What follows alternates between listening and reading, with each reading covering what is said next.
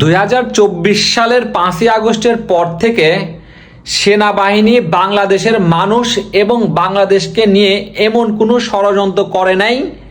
বাংলাদেশ আওয়ামী লীগ নামের এই নিষিদ্ধ সংগঠন তারা এখন কিভাবে ষড়যন্ত্র করতেছে চিন্তা করেন।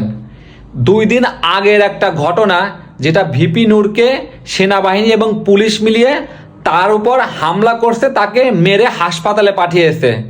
তারই পরিপ্রেক্ষিতে সেনাবাহিনী যে সকল সেনাবাহিনী তাকে মেরেছে, যে সকল পুলিশ তাকে মেরেছে, তাকে নিয়ে কথা বলতেছে বাংলাদেশের মানুষ এবং বাংলাদেশের যারা রাজনীতিবিদ আছে তারা।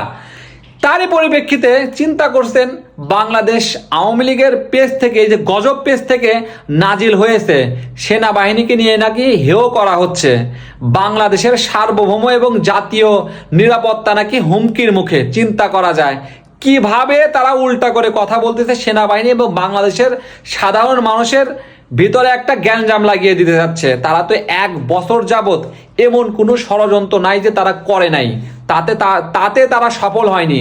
এখন তারা উল্টা কথা বলতেছে, চিন্তা করছে কি সফল হবে। শয়তানও ভালো হবে এক সময়, কিন্তু এই আওয়ামী লীগের জাত গোষ্ঠী কখনো ভালো হবে না, এটাই বাস্তব।